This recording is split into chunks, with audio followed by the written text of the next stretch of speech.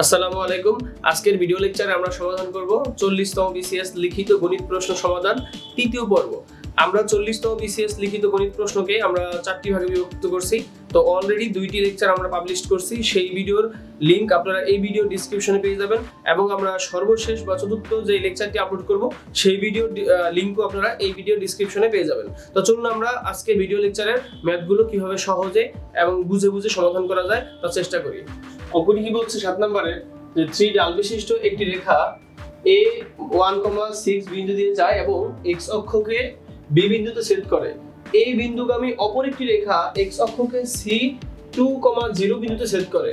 তাহলে ক নম্বরে বলছে যে ab ও ac রেখার সমীকরণ নির্ণয় করুন, আর খ নম্বরে বলছে ত্রিভুজ abc এর ক্ষেত্রফল নির্ণয় করুন। সত্যি বলতে এই অঙ্কগুলো এত সহজ যে আপনি মানে দুইটা সূত্র পারলেই, যেমন ক্ষেত্রফলের সূত্রটা পারলেই অঙ্কটা শেষ, আর এটা হচ্ছে সমীকরণ নির্ণয়ের সূত্রটা পারলেই শেষ। এটা হচ্ছে নবম দশম শ্রেণীর উচ্চতর গণিতের 11.3 এর অঙ্ক হচ্ছে এগুলো, হ্যাঁ, বা 11 পয়েন্ট অধ্যায় বললেই হবে, অথবা হচ্ছে স্থানাঙ্ক জ্যামিতি বলে। তাহলে সেই ক্ষেত্রে এগুলো কিভাবে করতে হয় দেখুন, একদম সহজভাবে আমরা করার চেষ্টা করব। প্রথমে কি বলছে যে 3 ডাল বিশিষ্ট, তার মানে ক নম্বরে আমরা সমাধান করি। দেখুন দেওয়া আছে কি, যে দেওয়া আছে ঢাল m ইকুয়াল কত 3 এবং একটি রেখা এত বিন্দু দিয়ে যায় এবং x অক্ষকে b বিন্দুতে ছেদ করে। এই কথাটা খুব স্পষ্ট বুঝতে হবে যে এই রেখাটা হচ্ছে a এবং b বিন্দু একই, ধরেন এটা একটা বিন্দু, এটা হচ্ছে a, আর একটা বিন্দু হচ্ছে b, এটা এই বিন্দু দিয়ে যায় এবং এই রেখার ঢাল হচ্ছে আপনার 3। তাহলে যদি এই রেখাটা এই বিন্দু দিয়ে যায় তার মানে হচ্ছে কি এটা একই রেখা।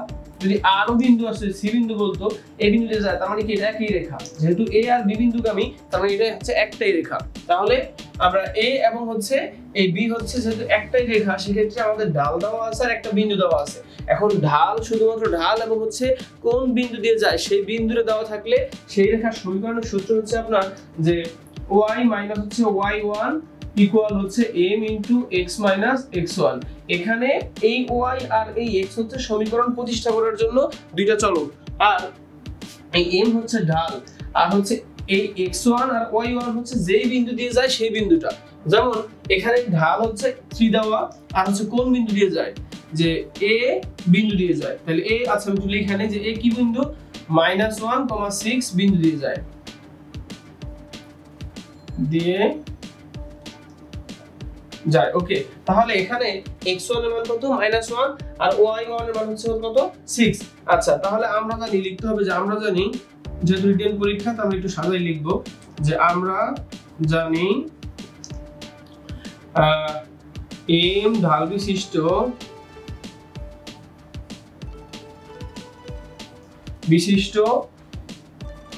x1, y1 বিন্দুগামী রেখার সমীকরণ জানি হচ্ছে কি যে y মাইনাস y1 ইকুয়াল হচ্ছে m into x minus x1। এই যে সূত্রটা আমি লিখলাম, এর যে সূত্রটা কোনো টেকনিক না। আচ্ছা এখন এখানে শুধুমাত্র আপনি যদি দেখে দেখে মান বসাইতে পারেন তাইলে অঙ্ক শেষ। এখানে y তো বলছি যে সূত্র প্রতিষ্ঠা করার জন্য y থাকবে, আর y1 হচ্ছে এই যে প্রথম দ্বিতীয়টা 6, তাহলে এখানে বসাই দিই 6 ইকুয়াল এই যে m এর মান কত দেওয়া আছে 3, এই যে আমি এখানে লিখেছি 3, তাহলে এখানে লিখে দিব 3। এরপর হচ্ছে x হচ্ছে x এর জায়গায় থাকবে, আর x1 হচ্ছে এই বিন্দুর এই প্রথম মানটা, তার মানে হচ্ছে মাইনাস, তাহলে প্রথমে মাইনাস আছে তাহলে মাইনাস মাইনাস কি হবে +1। এখন শুধুমাত্র বাচ্চাদের মতো একটু ইকুয়েশন করলেই হবে যে y ইকুয়াল -6 3x প্লাস হচ্ছে 3, এই পাশে যদি আমি নিয়ে আসি তাহলে কত আসে y মাইনাস 3x, এই পাশে প্লাস 3x, এর পাশে আসলে কি হবে -3 -6 কত -9 ইকুয়াল 0। এটাই হচ্ছে আপনার, এটা y হবে, সুন্দর করে লিখে দেই, এটাই হচ্ছে ab রেখার সমীকরণ। যে সুতরাং ab রেখার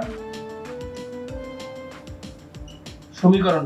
এখন অনেকের কোশ্চেন আসতে পারে যে এখানে b আসলো কিভাবে, এটা যে b, এখানে তো কোনো b এর কোনো সংস্পর্শ নেই, তাহলে আমি ab রেখার সমীকরণ বলতে পারলাম কিভাবে? সেটা হচ্ছে যেহেতু প্রশ্নে বলে দিছে যে এই 3 ডাল বিশিষ্ট a বিন্দুগামী রেখাটা হচ্ছে x অক্ষকে b বিন্দুতে ছেদ করে, কোথায় ছেদ করে সেটা দেখার বিষয় না, প্রশ্নে বলে দিছে যে এই রেখাটা বি তে ছেদ করে, তার মানে হচ্ছে কি এ আর বি যে বি যদি যায় ওই রেখাটা একটাই রেখা। যেহেতু এই ঢাল আর এই বিন্দুগামী সরলরেখা নির্ণয় করতে পারছি, সেই সরলরেখাটা অবশ্যই বি বিন্দুগামী এবং সেটা হচ্ছে এবি রেখার সমীকরণ। এটা হচ্ছে অ্যানসার। এবং দ্বিতীয় অংশটি আমি এটাকে মুছে দেই, দেখুন।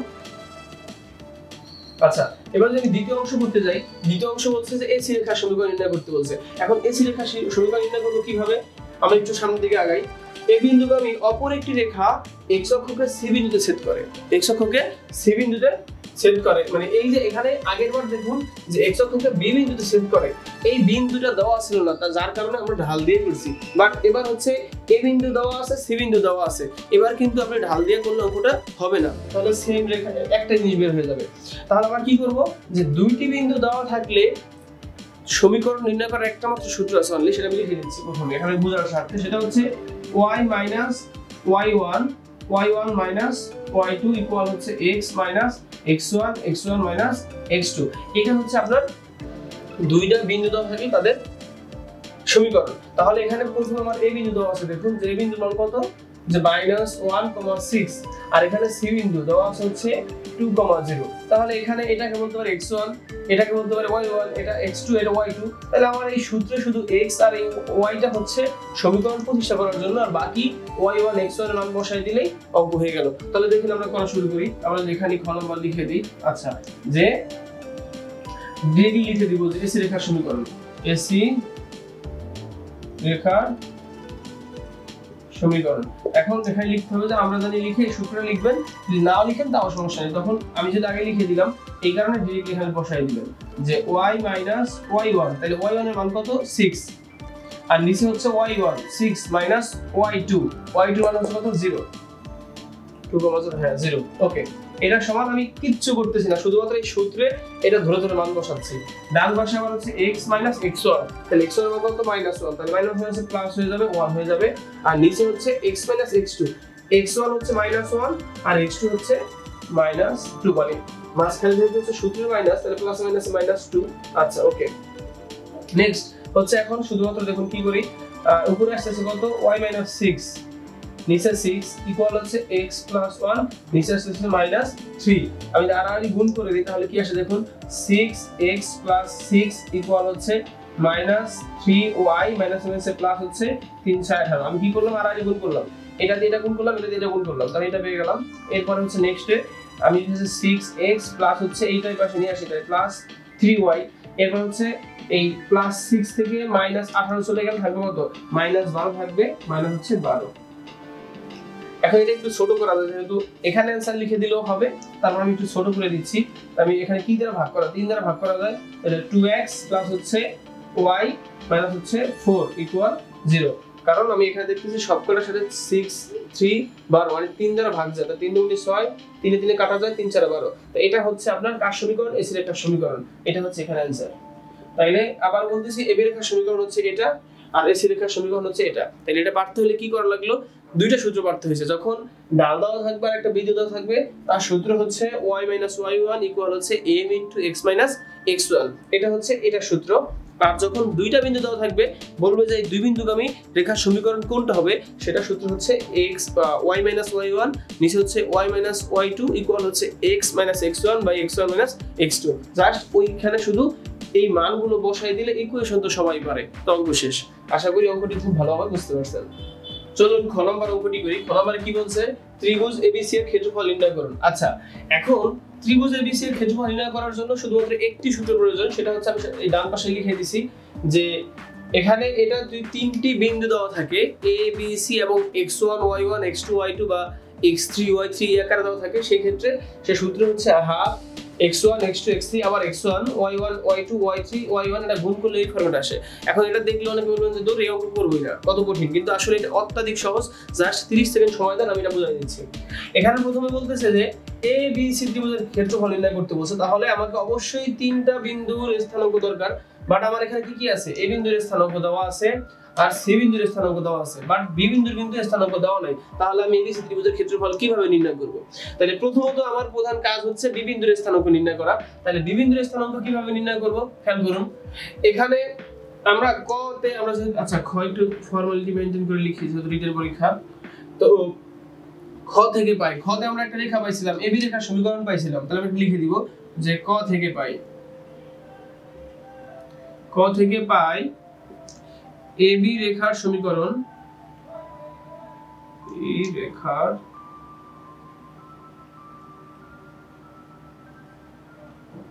সমীকরণ কি পাইছিলাম,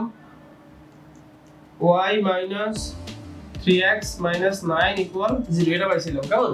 এবং প্রশ্নে বলে দেওয়া আছে যে a বিন্দু দিয়ে যায় এবং x অক্ষকে b বিন্দুতে ছেদ করে। তার মানে কি, যেই রেখাটা, এই রেখাটা হচ্ছে x অক্ষকে কোন বিন্দুতে ছেদ করে, b বিন্দুতে ছেদ করে। তাহলে আমি একটা অক্ষাংশ আঁকলাম। এখন যে কোনো একটা রেখা ধরেন এখানে b বিন্দুতে, ধরেন এটা b বিন্দুতে ছেদ করছে, তাহলে b বিন্দুর স্থান কি হবে আমি জানি না কি হবে, তবে এটুকু জানি যে হচ্ছে এখানে y এর মান 0, এখানে x থাকবে, y এর মান 0। যদি b বিন্দুতে ছেদ করে, x অক্ষকে b বিন্দুতে ছেদ করে, তার মানে হচ্ছে এখানে x এর মান হচ্ছে x থাকবে, বাট y এর মানটা 0 হবে। এটা তো সবাই বুঝেন আশা করি। তো সেই ক্ষেত্রে যেহেতু এই বিন্দুটা b বিন্দু বের করতে যাচ্ছি, সেই ক্ষেত্রে আমার এই b বিন্দুতে y সমান 0, তাহলে আমি এখানে y সমান 0 বসাই দিব, তাহলে আমি x এর মান পেয়ে যাব। তাহলে আমি এই b বিন্দুর স্থানাঙ্কটা পেয়ে গেলাম। Okay fine. তাহলে দেখুন এখানে লিখে দিতে হবে, যেহেতু এটা অন্যভাবে করা যায়, বাট অত জটিল ভাবে আমি করাবো না, আমি সহজ ভাবে করাবো। যদি না বুঝেন একটু ওয়েট করেন, আমি সব আরো ভালোভাবে বুঝাই দিচ্ছি। যেহেতু এবি রেখা b বিন্দু x অক্ষকে, এবি রেখা x অক্ষকে b বিন্দুতে ছেদ করে, সুতরাং b বিন্দুতে y সমান 0। কেন? আবার বলতেছি, একটু খেয়াল করেন। যদি যে কোনো একটা রেখা ধরেন ওই y অক্ষকে এখানে ছেদ করছে, বা ধরেন কিছুই বুঝতেছেন না, একটু ওয়েট, ধরেন একটা মান হচ্ছে আপনাকে বললো যে 3,0, এই বিন্দুটাকে আপনি এই অক্ষ বা হচ্ছে কি বলে লেখ পজিটিভ বসান, তাহলে কি করবেন? প্রথমে 3 ঘর ডানে যাবেন, যেহেতু প্লাস 1 2 3 এখানে গেলাম, এরপর 0 মানে হচ্ছে y অক্ষ, তাহলে 0 মান এখানে আছে নাই, তার মানে এখানেই অবস্থিত। তার মানে 3,0 এর মানটা যদি এখানে অবস্থান হয়, তার মানে কি বুঝালো? 0 থাকার কারণে এই বিন্দুটা x অক্ষের উপর অবস্থিত। তাহলে এই যে কোনো বিন্দুই হোক, সেটা যদি x অক্ষের উপর হয়, তার মানে কি কনফার্ম সেটা y এর মান 0 হইতে হবে। আবার ঠিক একই ভাবে যদি বলো y অক্ষের উপর অবস্থিত, সেক্ষেত্রে কি করতে হবে? অবশ্যই এখানে x সমান 0। কেন? আমি যদি বলি যে 0,5, এই বিন্দুটা কোথায়, তার মানে 0 তো 0 শেষ, এখানে x এর কোনো মান নাই, তাহলে y আসলে উপর দিকে উঠবে, এই 1 2 3 4 5 এর এখানে। তাহলে আমি এই বিন্দু পাইলাম কোথায়? এখানে। তার মানে হচ্ছে কি y অক্ষের উপরে যত বিন্দু আসবে সেগুলো হচ্ছে x সমান 0, আর x অক্ষের উপরে যত বিন্দু আসুক সেগুলো y সমান 0। তাহলে যেহেতু এই এবি রেখা x অক্ষকে b বিন্দুতে ছেদ করে, সেক্ষেত্রে b বিন্দুতে y সমান 0 নিঃসন্দেহে। তাহলে আমি এখন এই সমীকরণে বসাই দিই। সুতরাং y সমান 0 3x 9 ইকুয়াল 0। আলটিমেটলি লিখতে পারি 3x ইকুয়াল হচ্ছে 9, আলটিমেটলি লিখতে পারি হচ্ছে -3, কারণ -3 দ্বারা 9 দিয়ে ভাগ করলে -3 আসে। তাই আমি x এর মান পেলাম কত? -3। তাহলে b বিন্দুতে যেই বিন্দুতে ছেদ করে, সেটা সেই বিন্দুটা কত? যে এবি রেখা b বিন্দুতে x অক্ষে ছেদ করে, সেই বিন্দুটা হচ্ছে কত পাইলাম? x এর মান পাইলাম -3, আর y এর মান আমরা তো আগেই পেয়ে নিয়েছি কত? 0। তাহলে সুতরাং b বিন্দুর স্থানাঙ্ক হচ্ছে -3,0। ওকে, আমরা তাহলে এবার এই সাইডে করতে যাই। তাহলে আমাদের কাজ অলরেডি প্রায় শেষের দিকে। তাহলে আমরা পেয়ে গেলাম, ধরুন এটা এখান থেকে শেষ, এই একটা পার্ট এখান থেকে করব। তাহলে আমাদের দেওয়া আছে এই বিন্দু হচ্ছে কত? -1,6, বি বিন্দু পাইলাম কত? -3,0, আর সি বিন্দু দেওয়া আছে কত? 2,0, সি হচ্ছে 2,0। এখন তিনটা বিন্দু পেয়ে গেছি। এখন ক্ষেত্রফল নির্ণয় করতে আমাদের কোনো বাধা নেই। দেখুন কত সহজে ক্ষেত্রফল নির্ণয় করতে পারি। এটা হচ্ছে সূত্র, আমি লিখে দিয়েছি এখানে। এখন এই তিনটা ত্রিভুজের মাধ্যমে ক্ষেত্রফল নির্ণয় সূত্র হচ্ছে যে হাফ, আচ্ছা আমি লিখে দিই, হ্যাঁ, যে এবিসি ত্রিভুজের ক্ষেত্রফল, জায়গা একটু ছোট অবশ্য, যাই হোক, ত্রিভুজ এ বিসি এর ক্ষেত্রফল, এটা সূত্রের একটা টেকনিকটা দেখি। হাফ প্রথমে করবেন কি, এই যে আমি বলে দিই, এখানে x1 হচ্ছে এই যে x1 x2 x3, আবার দ্বিতীয়টা হচ্ছে y1 y2 y3, যদি এরকম থাকে তাহলে ক্ষেত্রফলের সূত্র হচ্ছে এভাবে নেবেন, দুই পাশে দুটো মডুলাস দিবেন, x1 x2 x3 আবার x1 y1 y2 y3 আবার শেষে y1। এটা লেখার পরে আমরা এখানে লিখি, দেখুন তাহলে কি হয়, x1 -1 -3 হচ্ছে শুধু 2, এই যে -1 3 2, আর y মান গুলো বসাই দিন। আচ্ছা আবার তো হচ্ছে x1 হবে -1 -6, আর শুধু 6 0 0 আবার 0 আবার হচ্ছে 6, ওকে, এখন এই সূত্র অনুযায়ী এটা লিখতে হয় এভাবে যে প্রথমে এই হাফ তো প্রথমে আসবে গুণাকারে, এরপর এটার সামনে এভাবে গুণ করতে হয়, এই যে এভাবে গুণ করতে হয়, এভাবে গুণ করতে হয়, আবার ওয়াই এর ক্ষেত্রে এভাবে গুণ করতে হয়, এভাবে গুণ করতে হয়, এভাবে গুণ করতে হয়। কি বলছি কিছুই বুঝেন নাই, আবার বলতেছি। এখানে হাফ নেবেন, তারপর উপরের x1 এর সাথে x2 গুণ করবেন, তাহলে কত আসে x1 y2 প্লাস, তারপরে প্লাস আবার হচ্ছে x2 y3, x2 y3 plus x3 y1 এর x3 y1। তাহলে আমি উপরটা দিকে নিচ দিয়ে গুণ করা শেষ, মাঝখানে মাইনাস চিহ্ন আসবে, এরপর আবার উল্টা দিকে যাবে, y1 x2 y1 x2 plus y2 y x3 y2 x3 plus y3 x1 y3 x1 শেষ। তাহলে দেখছেন এবার কতটা সহজ মনে হচ্ছে না? এবার হচ্ছে এখানে ঠিক একইভাবে হবে। তাহলে হচ্ছে আমি কি করব, এই মাইনাস ওয়ানের সাথে 0 গুণ করলে কি হয় 0, এর ইকুয়েশন করার কোনো দরকারই নেই।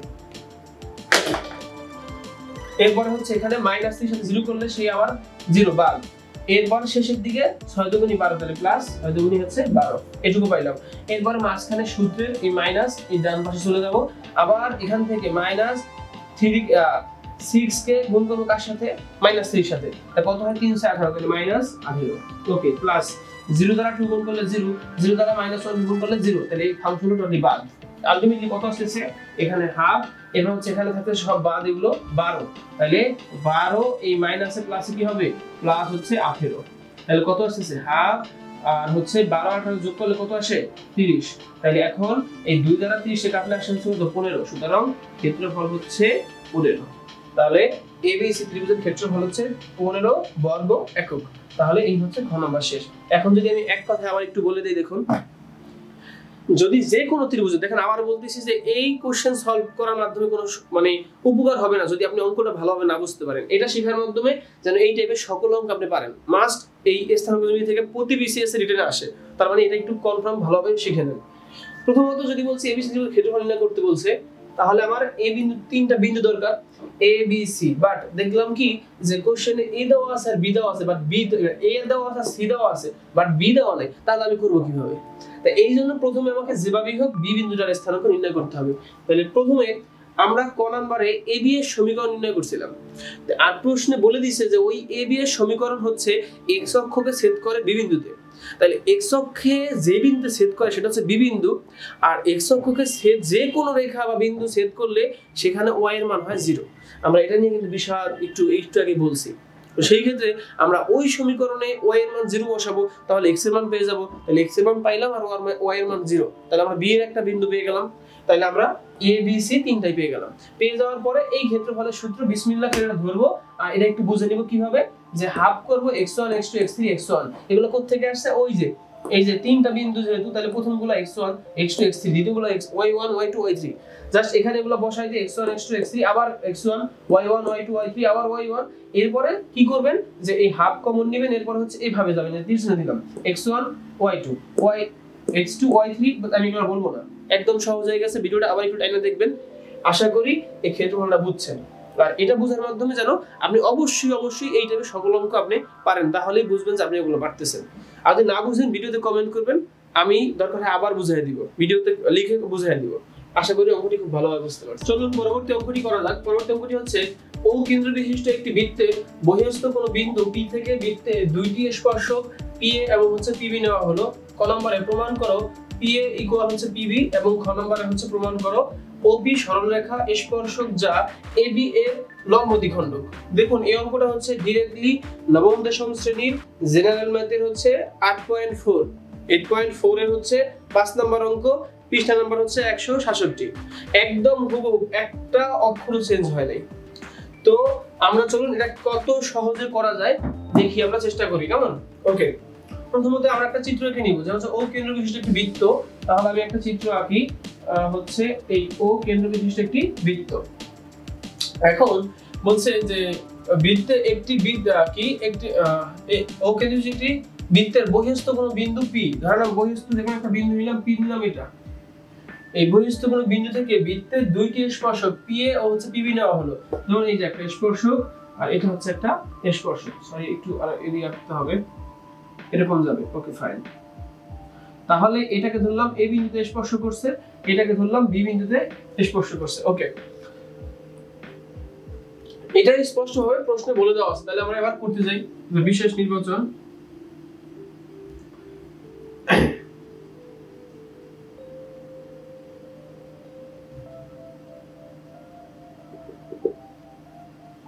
যে মনে করি এটা জাস্ট ফর্মালিটি, আমার মূল লক্ষ্য হচ্ছে আপনাদের বোঝাবো যে কত সহজে এগুলো অ্যান্সার করা যায়। এই লেখাগুলো আপনারা নিজেরাও লিখতে পারবেন, এটা কোনো বিষয় না। তারপর লিখে দিচ্ছি যে মনে করি ও কেন্দ্র বিশিষ্ট বৃত্তের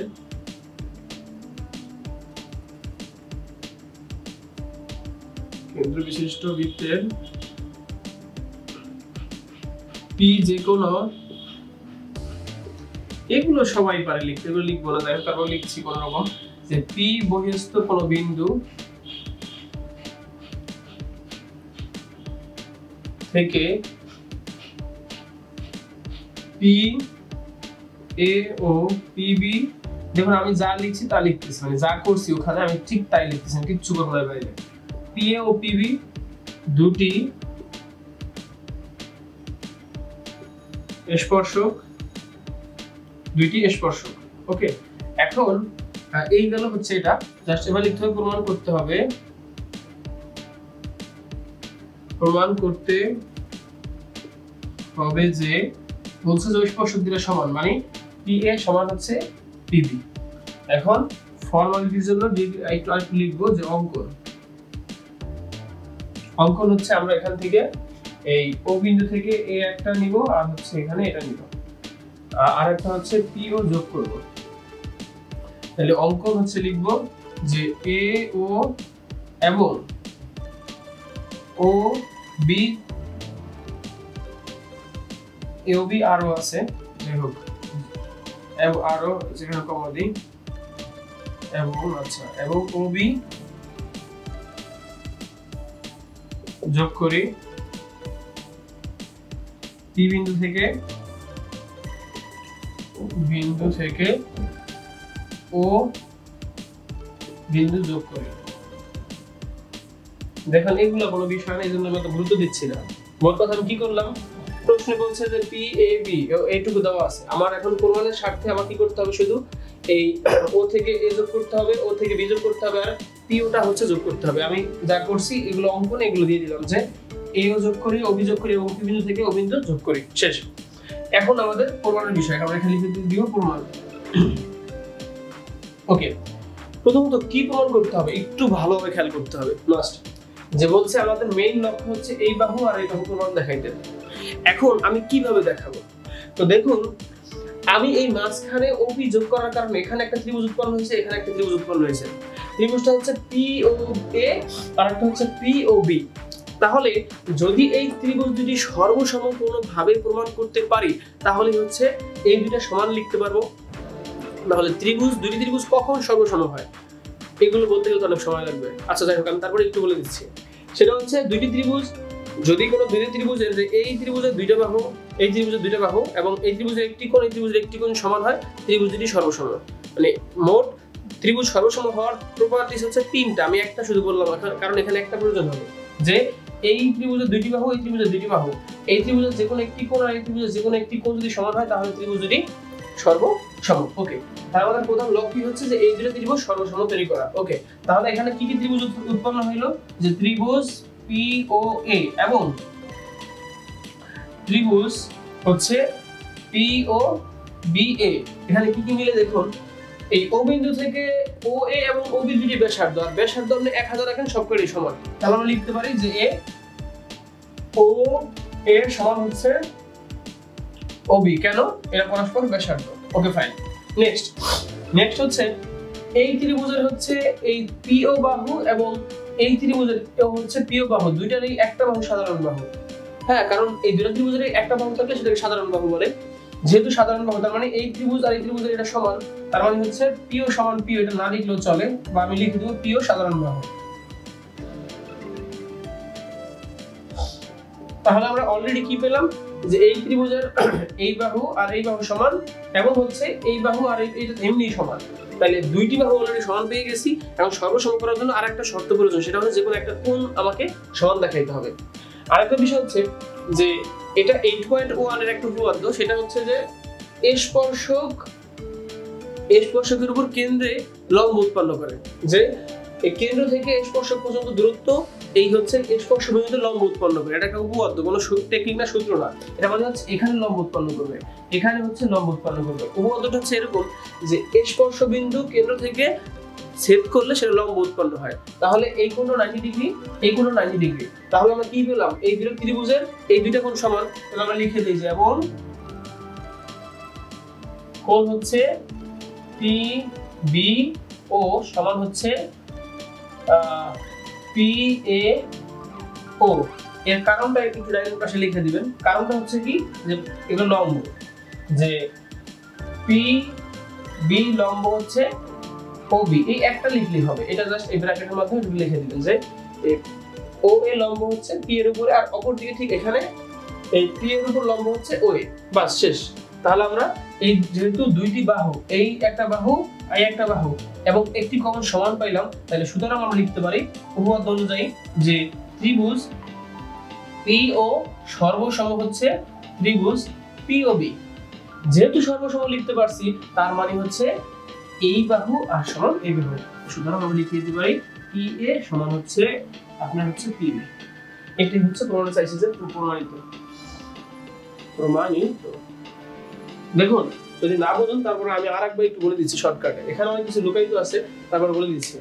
প্রথমে বলে দিচ্ছে যে এই একটা বৃত্ত, এই পি বিন্দু যে একটা বাহির একটা বিন্দু। এখন এখান থেকে স্পর্শকালে দুইটা স্পর্শক পাওয়া যায়, এই দুইটা স্পর্শক সমান। আপনি বৃত্তের যেখানে স্পর্শ মানে যেখানে বিন্দু দেন, আপনি এখান থেকে দুইটা স্পর্শক আঁকবেন, ওই দুইটা স্পর্শক অবশ্যই সমান হতে পারবে।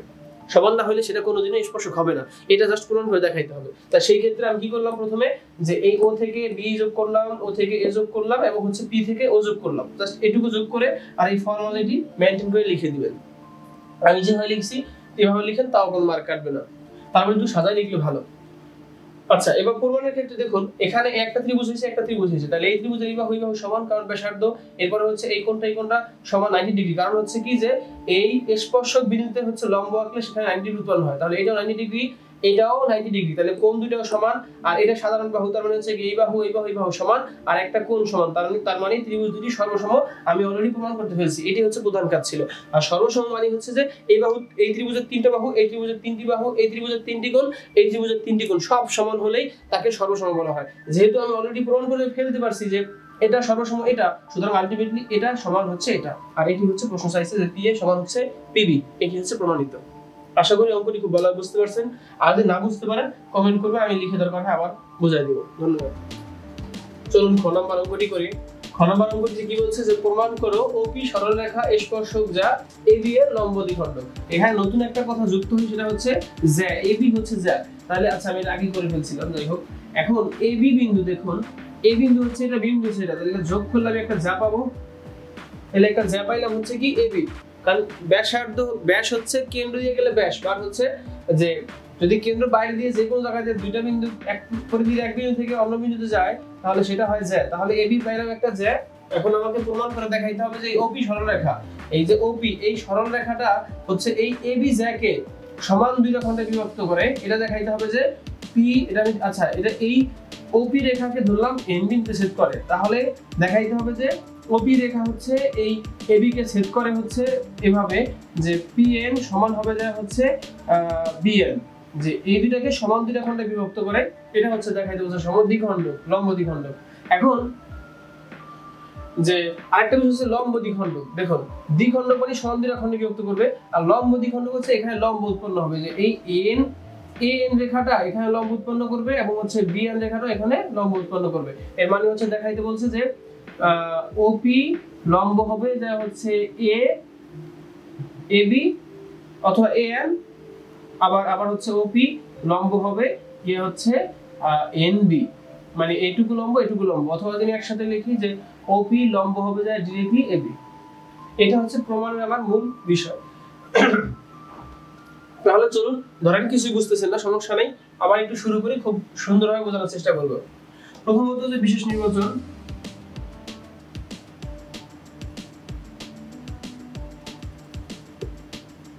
যে মনে করি, যেহেতু মনে করি আগে বলছি, সরি এখানে মনে করি লেখা যাবে না, কারণ এখানে তো কেন্দ্র দেওয়াই আছে আগে থেকে, যে কেন্দ্র বিশিষ্ট বৃত্তের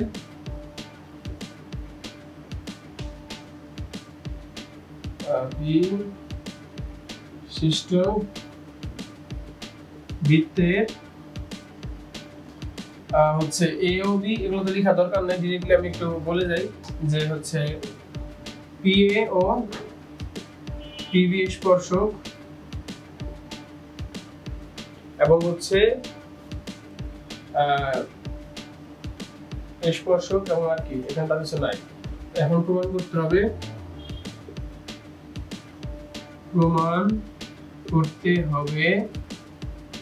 হচ্ছে আপনার পিও লম্ব হচ্ছে ডিরেক্টলি এবি, এই এটুকু আরেকটা, এবং প্রমাণ করতে হবে যে পিএন সমান হচ্ছে বিএন, মানে এটাকে সমান দুইটা খণ্ডে বিভক্ত করে। এটা হচ্ছে প্রমাণের বিষয়। ওকে, তাহলে এখন আমরা অঙ্কন লিখব, যে অঙ্কন হচ্ছে কি করব, যে এই যে পাওয়ার জন্য এবি যোগ করব, এ ও যোগ করি, আর বাকিগুলো সব আগে ছিল। তারপরে যদি লিখতে চান সেটা লিখে দিবেন যে এখান থেকে পিও যোগ করি আর ওই যোগ করি ওই যোগ করি, কিন্তু আমি আগে যদি লিখছি জন্য আমরা রিলেটেড কোশ্চেন, এই জন্য শুধু নতুন কি করলাম সেটা লিখে দিলাম। ওকে, এবার আমাদের মূল লক্ষ্য হচ্ছে কি, যে মূল লক্ষ্যটা হচ্ছে যে এখানে এই দুটো বাহু সমান দেখাইতে হবে এবং এই কোণ আর এই কোণ সমান দেখাইতে হবে। ওকে ফাইন, তাহলে ক দে আমরা কি পাইছিলাম, যে ক দে পাইছিলাম যে হচ্ছে এই ত্রিভুজ আর এই ত্রিভুজ সর্বসম। ঠিক আছে, এখন প্রমাণ লিখে দিই, যে প্রমাণ যে ক হতে পাই হচ্ছে ত্রিভুজ পি ও বি এবং পিও বি, এটা লিখে দিই, সর্বসম হচ্ছে পি ও বি, সরি পিও বি আর পিও এ, এইটা উপরে দুটা সর্বসম। এবং সেক্ষেত্রে আমরা যেহেতু সর্বসম পাইছি, তার মানে কি এই ত্রিভুজের একটা কোণ হচ্ছে এটা, এই ত্রিভুজের কোণ হচ্ছে এটা একটা, আর সর্বসম হচ্ছে কি সব বাহু এবং সব কোণ সমান। তাহলে সেক্ষেত্রে আমি লিখে দিতে পারি যে এই ক হতে, ক এর আলোকে, যে কোণ এ ও পি সমান হচ্ছে কোণ পি ও বি, একই কথা, মানে এই যে এইটুক আর এইটুক সমান। এখন যেহেতু আমাকে এটুক প্রমাণ করতে হবে, তাহলে এটুক যেই কথা এর পরিবর্তে বা লিখতে পারি যে কোণ এ ও এন সমান হচ্ছে কোণ হচ্ছে বি ও এন, মানে আমি কি করলাম আগে এখান থেকে যে বি ও পি নিছিলাম, এখন আমি এটুক কাইটা জাস্ট বি ও এন এই পর্যন্ত আনলাম। কোণের কিন্তু কোনো মানের পার্থক্য করে, জাস্ট আমার লেখার সুবিধার জন্য এটা করবো। আবার ঠিক এই ক্ষেত্রেও আগে ছিল যে এ ও পি, এই ক্ষেত্রে আমি বললাম কি এ ও এন, জাস্ট একটু আগে এই এন কিন্তু নিয়ে আসলাম, এই যে এটুকুর মধ্যে আমি এটুকু লিখে দিলাম। ওকে ফাইন, এবং যেহেতু এখানে এই যে এই দুটো ত্রিভুজে নতুন দুটো ত্রিভুজ উৎপন্ন হয়েছে, খেয়াল করুন যে নতুন দুটো ত্রিভুজ হচ্ছে, একটা হচ্ছে ত্রিভুজ এ ও এন এবং দ্বিতীয় ত্রিভুজ উৎপন্ন হয়েছে কত, ত্রিভুজ বি ও এন, এই যে বি ও এন আর এ ও এন, এটা এটা এই দুটো ত্রিভুজের মধ্যে কি কি সমান, এই দুটো ত্রিভুজের ভিতরে হচ্ছে ও এ সমান হচ্ছে ও বি, কারণ এরা পরস্পর ব্যাসার্ধ। তাহলে আমি এখান থেকে লিখে দিতে পারি যে এ ও এ সমান হচ্ছে ও বি, কারণ এটা ব্যাসার্ধ। ফার্স্ট। সেকেন্ড কথা হচ্ছে এই যে এই ত্রিভুজের ও এন একটা বাহু এবং এই ত্রিভুজের ও এন একটা বাহু, এবং যেহেতু দুইটা বাহুর একটা বাহু তাকে বলা হয় সাধারণ বাহু, সুতরাং কি লিখতে পারি ও এন সমান হচ্ছে ও এন। তাহলে অলরেডি আমরা কি পেয়ে গেলাম, যে এই দুইটা ত্রিভুজের দুইটা বাহু পেয়ে গেলাম সমান, এবং একটা কোণ সমান পেলাম, এই যে এই একটা বাহু সমান, আর হচ্ছে এই উপরে হচ্ছে এই কোণ দুটো সমান। তাহলে এই কোণ দুটো আমি এখানে লিখে দিই সুবিধার্থে, এবং লিখে দিই যে এবং কোণ এ ও এন সমান হচ্ছে কোণ বি ও এন। তাহলে দুইটা বাহু আর একটা কোণ সমান পাইছি। তাহলে আবার কি দাঁড়াইলো, ত্রিভুজের সংজ্ঞা অনুযায়ী যে দুইটি বাহু আর একটি কোণ যদি সমান হয়, ত্রিভুজ দুই, তাহলে কি হবে, আচ্ছা সর্বসম হবে। তাহলে এই দুইটা ত্রিভুজ হচ্ছে সর্বসম, তাহলে আমি লিখতে পারি না, সুতরাং হচ্ছে ত্রিভুজ এ ও এন সর্বসম হচ্ছে ত্রিভুজ এ ও বি। তাহলে এই দুটো ত্রিভুজ সর্বসম, এবং এখানে যেহেতু সর্বসম, সুতরাং হচ্ছে তাহলে সর্বসম আমাদের মূল লক্ষ্য ছিল যে এই দুটো সর্বসম করতে পারলে আমরা লিখতে পারবো যে এ এন সমান হচ্ছে বি এন। তাহলে লিখে দিই, যেহেতু ত্রিভুজ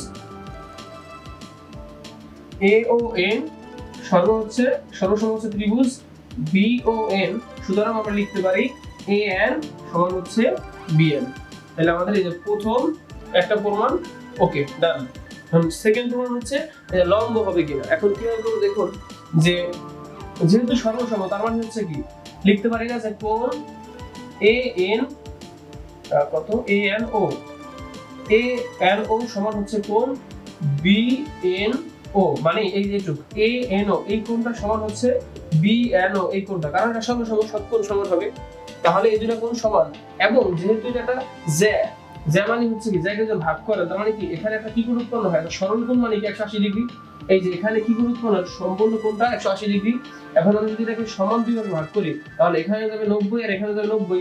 তাহলে যেহেতু এবি একটা হচ্ছে জ্যা এবং এটাকে এই বিন্দু দ্বারা ছেদ করে, তার মানে হচ্ছে কি এই দুইটা কোণের মান টোটাল যোগ করলে কত হবে, 180 হবে।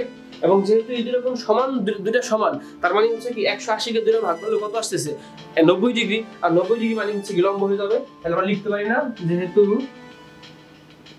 টোটাল কোণটা যে এ কোণ এ এন বি, টোটাল কোণটা এই কোণটার মান কত, 180 ডিগ্রি। এবং সুতরাং তাহলে আমরা লিখতে পারি যে এই কোণ A1 সমান লিখতে পারি হচ্ছে অর্ধেক হাফ হচ্ছে কোণ এ এন ও, মানে এই টোটাল কোণটার অর্ধেক কোণটা এটুকু। তাহলে সেটা মানে কি এ এন ও, তাহলে half A N O equal লিখতে পারি কি 180। তাহলে এই টুটা এই পাশে আচ্ছা তাহলে এটার অর্ধেক হয়ে যাবে, আবার এটা অর্ধেক হয়ে গেলে কত হয় তখন 90 ডিগ্রি। তাহলে এই এ এন ও এর মান কত আসলো 90 ডিগ্রি। হাফ দেওয়ার দরকার নেই, টোটালি যেহেতু এই টোটাল দুইটার মান হচ্ছে এটা, আর অর্ধেকের মান তাহলে কত হবে, 180 এর অর্ধেক কত 90 ডিগ্রি। তো 90 ডিগ্রি, সুতরাং এখানেও 90 ডিগ্রি, এখানেও 90 ডিগ্রি। তাহলে লিখতে পারি A N O equal 90 degree এবং বি এন ও এটা ইকুয়াল হচ্ছে 90 ডিগ্রি। যেহেতু হচ্ছে এই কোণ সমান 90 ডিগ্রি, এই কোণ সমান 90 ডিগ্রি, সুতরাং লিখতে পারি হচ্ছে ওপি লম্ব হচ্ছে এবি। মানে আলাদাভাবে লিখতে চান যে ওপি লম্ব হচ্ছে এএন অথবা ওপি লম্ব হচ্ছে বিএন, একই কথা। তাহলে আমার সেকেন্ড টার্মটা হচ্ছে প্রমাণ করা হয়ে গেল যে ও এ পিও লম্ব হচ্ছে এবি, যে পিও লম্ব হচ্ছে এবি। তাহলে অঙ্কটা শেষ। দেখুন অনেকের কাছে এটা অনেক পেছানো মনে হইতে পারে, বাট আগের ক নম্বরের অঙ্কটা যদি বুঝে থাকেন সর্বসম কিভাবে নির্ণয় করতে হয়, সর্বসম মানে করাটাই হচ্ছে এখানে প্রধান কাজ, তাহলে এটা কোনো ব্যাপার না। তাহলে প্রথম অঙ্কের ক্ষেত্রে দ্বিতীয় ক্ষেত্রে খালি কি করলাম, এই জ্যা অঙ্কন করলাম। তাহলে বলছে যে এই দুইটা সমান দেখাইতে, তা সমান দেখাবো কিভাবে, যেখানে দুটো ত্রিভুজ উৎপন্ন হয়েছে এটা সর্বসম করব। তাই করলে হচ্ছে এখানে এ এন আর বি এন সমান, এরপর হচ্ছে যে এটা সরল কোণ হচ্ছে 180 ডিগ্রি, এটা তো লম্বালম্বী, সরল কোণ 180 ডিগ্রি, সমান দুইটা খণ্ডে বিভক্ত হয়েছে। তাহলে 180 কে দুটো ভাগ করলে কত হয়, 90 90 হয়। আর 90 মানে হচ্ছে এখানে 90 ডিগ্রি উৎপন্ন হয়েছে, এটা লম্ব আকারে আছে, তার মানে হচ্ছে এই যে লম্ব আকারে প্রমাণ পেলাম। আর এখানে হচ্ছে এই সমান কোণ, এই যে সমান প্রমাণ করলাম কোথায় জানি, এই যে এখানে যে পিএন এখানে তো আছে, এখানে তো কোথায় গেল, যে এএন সমান হচ্ছে বিএন, প্রমাণ করতে হবে যে এএন সমান বিএন, কোথায় গেল সেটা, ওএন সমান বিএন, প্রমাণ করতে হয়েছিল এএন সমান বিএন, কই লিখলাম সেটা,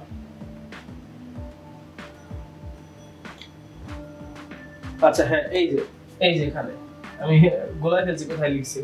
তাহলে প্রথম প্রমাণটা হচ্ছে এই যে পিএন সমান হচ্ছে এন কত এন, এখানে পি লিখলাম কেন, আমি তো পি লিখতে বলিনি, সরি, এখানে তো এ হবে, যে এই সমান বলছে যে এন সমান হচ্ছে বিএন, এই যে এন সমান বিএন। তাহলে আমি প্রমাণ করলাম হচ্ছে এন সমান বিএন। আর দ্বিতীয় ক্ষেত্রে প্রমাণ করতে বলছে পিও লম্ব হচ্ছে এবি, তাহলে পিও লম্ব হচ্ছে এই যে ওপি লম্ব হচ্ছে এবি। দুইটা প্রমাণ আমার হয়ে গেল। আশা করি অঙ্কটি খুব ভালোভাবে বুঝতে পারছেন। পরবর্তী অঙ্কটি করা যাক। নম্বর অঙ্কটি ছিল ত্রিভুজ এবিসি এ এ কোণ এর সমদ্বিখণ্ডক এপি বিসি কে পি বিন্দুতে ছেদ করে। প্রমাণ করতে হবে যে বিপি অনুপাত পিসি সমান হচ্ছে বিএ অনুপাত এসি। এই অঙ্কটিও মোটামুটি একটা খুব সহজভাবে করা যায়। প্রথমে চিত্রটা একটু ভালোভাবে বুঝো, তাহলে অঙ্কটা শেষ। দেখো প্রথমে বলছে আমি একটা চিত্র দিয়ে এঁকে নেই প্রথমে, তাহলে অঙ্কটা করতে সুবিধা হবে।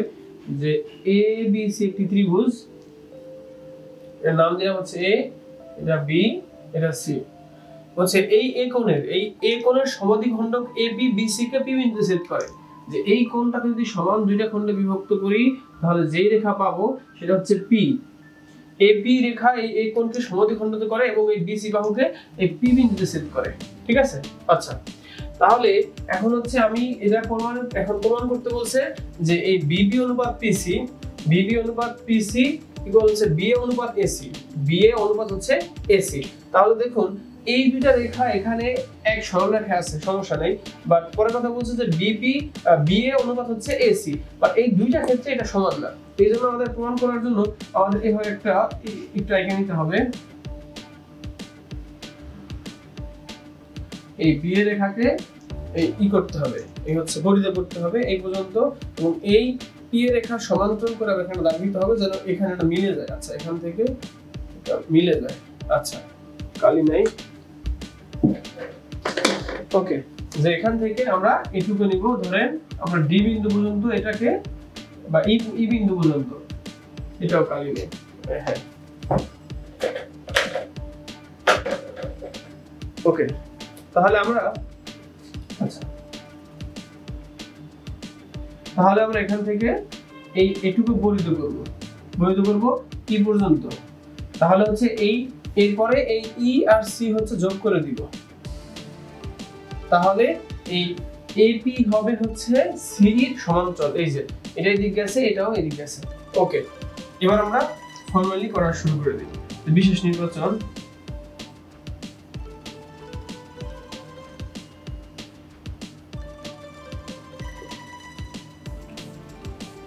এটা হচ্ছে যেহেতু দেওয়া আছে বিশ ত্রিভুজ, তাহলে আমার মনে করে লেখার দরকার নেই যে এ ত্রিভুজ এ বি সি এ কোণ এ এ সমদ্বিখণ্ডক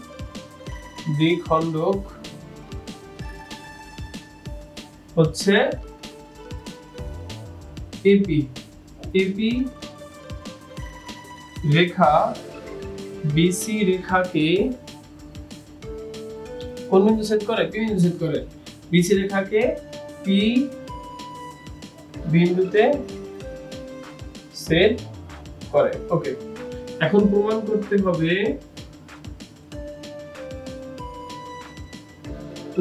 হবে যে এখানে বলে দিয়েছে যে বি পি অনুপাত হচ্ছে পিসি সমান হচ্ছে বি এ অনুপাত হচ্ছে এসি। ওকে, এবার আমরা অঙ্কন লিখবো যে অঙ্কন আমরা কি কি অঙ্কন করছি? এই বি এ বাহুকে এই পর্যন্ত বর্ধিত করছি। বি এ বাহুকে এই পর্যন্ত বর্ধিত করে পি এর সমান্তরাল সিই আঁকি। এই যে এখান থেকে এটুকু বর্ধিত করছি এবং এই পি এর সমান্তরাল করে এই সিই অঙ্কন করি। ওকে, আমাদের অঙ্কন শেষ। এবার আসেন আমাদের প্রমাণের অংশ। প্রমাণ, এখানে আমাদের কি করতে হবে? এখানে প্রথমত হচ্ছে যে দেখুন, এটা একটু মুছে দেই তাহলে সুবিধা হবে। যেহেতু এই দুইটা বাহু সমান, এই যে এবি প্রমাণ হচ্ছে যে এপি সমান্তরাল হচ্ছে সিই। যেহেতু হচ্ছে এপি সমান্তরাল সিই এবং এদের ছেদক হচ্ছে এই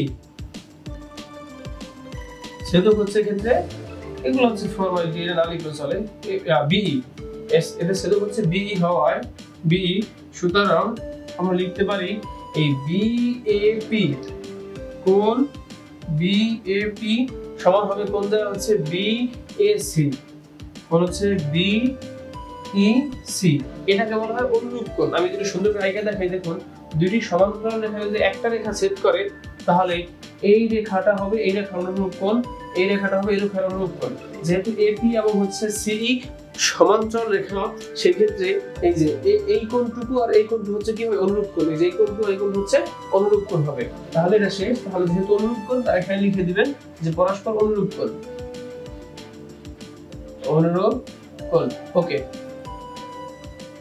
তারপরে হচ্ছে এখান থেকে আরেকটা জিনিস করতে হবে যে আমি আবার দাগ দিই যে দুটো সমান্তরাল সরলরেখা যদি একটা সরলরেখায় ছেদ করে দুটাকে, তাহলে এই কোণের একান্তর কোণ হচ্ছে এই কোণ।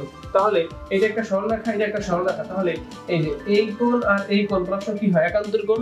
আর একান্তর কোণ পরস্পর কি হয়? সমান হয়। তাহলে আমরা লিখতে পারি যে আবার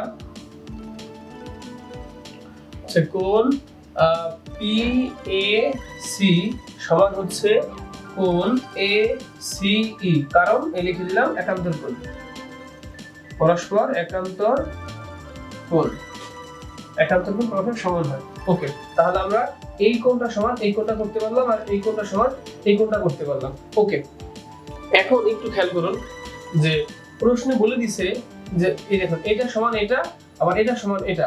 তাহলে প্রশ্ন বলে দেওয়া আছে যে এই কোণটা হচ্ছে সমদ্বিখণ্ডক করে কে AB, তার মানে কি এই কোণটা সমান। তাহলে এই কোণটা যা হবে এই কোণটা সেই হবে, একই হবে। তাহলে এই কোণটা সেম হবে, আবার এই কোণটা সমান যেহেতু, তাহলে এই কোণের সমান হচ্ছে এই কোণ। তাহলে আলটিমেটলি এই ত্রিভুজে ACE, এই ত্রিভুজের কোণ, এই যে এই কোণটা সমান এই কোণটা সমান, একটা ত্রিভুজ যদি দুইটি কোণ সমান হয় সেই ত্রিভুজ হয় হচ্ছে সমদ্বিবাহু ত্রিভুজ, এবং তাদের ভূমি সংলগ্ন দুইটি কোণ হচ্ছে সমান হয়, এই বাহু আর এই বাহু এখন সমান। ওকে, যেহেতু সমান হয়েছে তাহলে সেক্ষেত্রে এই বাহু সমান এই বাহু। আমার এটাই মূল দরকার ছিল। দেখুন আমাদের মূল প্রমাণে বলছে অনুপাত হচ্ছে বিপি অনুপাত হচ্ছে পিসি। এই যে বিপি অনুপাত পিসি এর সাপেক্ষে বলতে বলছে বিএ এই হওয়ার কথা ছিল, বাট সে না হয়েছে কি এসি। তাহলে আমার কি করতে হবে, এনি হাউ যে করে হোক যে এই এর পরিবর্তে এই সমান হচ্ছে এসি দেখাইতে হবে। তাহলে আমি এখানে এই এর পরিবর্তে এসি লিখলে আমি প্রমাণটা করতে পারছি। তাহলে আমি যাই করলাম সর্বসাকুল্যে আমি কি করতে পারলাম যে এই সমান হচ্ছে এসি। তাহলে দেখুন যেহেতু আমি লিখে দিতে পারলাম যে হচ্ছে এখন যেহেতু সমান, তাহলে আলটিমেটলি আমি লিখতে পারি যে এই কোণ সমান হচ্ছে এটা, সুতরাং কোণ হচ্ছে ACE সমান হচ্ছে কোণ CEA হওয়ায় ত্রিভুজটি একটি সমদ্বিবাহু ত্রিভুজ হলো, সমদ্বিবাহু ত্রিভুজ হয়। সুতরাং যেহেতু সমদ্বিবাহু তার মানে হচ্ছে এই AC সমান হবে, এই AC সমান হবে কোন বাহু, এই AE বাহু, AE বাহু। আমার মূল লক্ষ্য ছিল এটা। ওকে, আমার সব কাজ শেষ। আমি এখানে একটু দাগ দিই, যে অংশটুকু আমি এখানে করব, বাকি অংশটুকু। ওকে, এখন যে তাহলে যেহেতু লিখতে হবে যে যেহেতু AP সমান্তরাল হচ্ছে CE, সুতরাং আমরা লিখতে পারি যে BP বাই হচ্ছে PC, BP PC সমান হচ্ছে কত, BA বাই হচ্ছে AE। এখন এখানে দেখুন আমি লিখতে পারি যে ভাগমান অনুপাত, তাহলে BP অনুপাত হচ্ছে PC সমান হচ্ছে BA অনুপাত হবে AE, কিন্তু AE এর পরিবর্তে আমরা পাইছি কি AC। তাহলে আমি এই এর পরিবর্তে লিখে দিব AC, আর এটাই আমাদের প্রমাণ করতে বলছে। এই হচ্ছে প্রমাণ। এখন অনেকেই হয়তো এটা বুঝতে পারেন নাই, তারপর আমি খুব কম সময় আরেকবার বলে দিচ্ছি। দেখুন এখানে বলছে প্রশ্নে বলে দেওয়া আছে যে এই ABC ত্রিভুজের এই কোণটা সমদ্বিখণ্ডক হচ্ছে AB বাহু। তাহলে এখানে AP এর মাধ্যমে কোণটা সমদ্বিখণ্ডক হয়ে গেল। এরপরে আমরা কি করলাম, এই AP সমান্তরাল করে এই CE নিলাম এবং AE যোগ করলাম। Okay fine. তখন এখানে দেখুন এই কোণ আর এই কোণ সমান, তাহলে এটা পরস্পর অনুরূপ কোণ। আবার এইটুকু কোণ আর এইটুকু কোণ সমান, কারণ তারা পরস্পর একান্তর কোণ। তাহলে এই দুটো কোণ যেহেতু সমান, তাহলে এই কোণ সমান এই কোণ আর এই কোণ সমান এই কোণ, আলটিমেটলি কি হলো, এই কোণ সমান এই কোণ। সিম্পল। এখন যেহেতু দুটো এই কোণ আর এই কোণ সমান হয়ে গেল, তাহলে এই ত্রিভুজের একটা ত্রিভুজের দুইটি কোণ সমান হওয়া মানে হচ্ছে ওই ত্রিভুজটি সমদ্বিবাহু ত্রিভুজ, আর সমদ্বিবাহু ত্রিভুজের ভূমি সংলগ্ন কোণ দুইটি কি হয়, সমান হয়। তাহলে এই বাহু আর এই বাহু সমান। আমার এটি হচ্ছে প্রধান দরকার ছিল। আমি এই যে AC সমান এই যে AC সমান হচ্ছে এই, এটি আমার প্রধান দরকার ছিল, আমি লিখে দিলাম। তাহলে আলটিমেটলি কি লিখতে পারি যে BP অনুপাত হচ্ছে BEP অনুপাত হচ্ছে BC, BB অনুপাত হচ্ছে BC, আর এখানে লিখতে পারি BA অনুপাত হচ্ছে AE। BA অনুপাত হচ্ছে এই যে BA বাই হচ্ছে AE, কিন্তু AE পরিবর্তে আমি প্রমাণ করছি কি AC, তাই হচ্ছে BAE পরিবর্তে লিখে দিলাম AC। তার মানে হচ্ছে এটি আমার প্রমাণের সাইজ, এটি হচ্ছে প্রমাণ। আজ এই পর্যন্তই, দেখা হবে পরবর্তী ভিডিও লেকচারে। তো আমাদের আগে যে দুইটি লেকচার আমরা আপলোড করেছি তার ভিডিও লিংক আমাদের এই ভিডিও ডেসক্রিপশনে পেয়ে যাবেন, এবং পরবর্তী যে পার্ট 4 আমরা প্রকাশ করব তার লিংকও এই ভিডিওতে পেয়ে যাবেন। আপনাদের বুঝতে যদি কোনো সমস্যা হয় বা কোনো মতামত থাকে অবশ্যই কমেন্টে জানাবেন, এবং ভালো লাগলে আমাদের চ্যানেলের সাথে থাকবেন, সাবস্ক্রাইব করবেন। ধন্যবাদ সবাইকে।